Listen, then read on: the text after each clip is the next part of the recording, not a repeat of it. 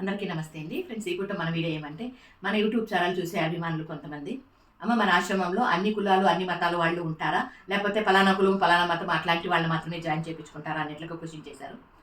ఇప్పుడు ఇది నేను చేసిన సమాజ సేవ కదా, అవును కదా. కాబట్టి అట్లా సమాజ సేవ చేసేటప్పుడు కులము మతము భేదము అని పెడితే ఆ సమాజ సేవ కానే కాదు అసలు. అవునా కదా, మీరేమంటారు? అట్లా కాకుండా అన్ని మతాలు అన్ని కులాలు ఒకటే పనని మన ఆశ్రమంలో అందరికీ అవకాశం కలుగజేస్తున్నాను.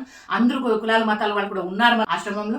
కాకపోతే ఏమంటే, ఇక్కడ వచ్చిన వాళ్ళు మా మతమే గొప్ప మా కులమే గొప్ప అని చెప్తే మాత్రం నేను వాళ్ళతో ఏకీభవించను.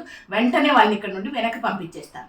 ఎందుకంటే అది కరెక్ట్ కాదు. అందరూ కూడా ఇక్కడ దీన పరిస్థితిలో ఇక్కడికి వస్తారు, ఇక్కడ వరకు వస్తారు. ఆశ్రమం ఆశ్రయిస్తున్నారంటే వాళ్ళకి ఏదో దీన పరిస్థితి ఉంది కాబట్టి ఆశ్రమానికి వస్తారు. ఇక్కడికి వచ్చిన తర్వాత అందరూ కూడా మంజులమ్మ బిడ్డలే, మంజులమ్మకి అందరూ సమానమే.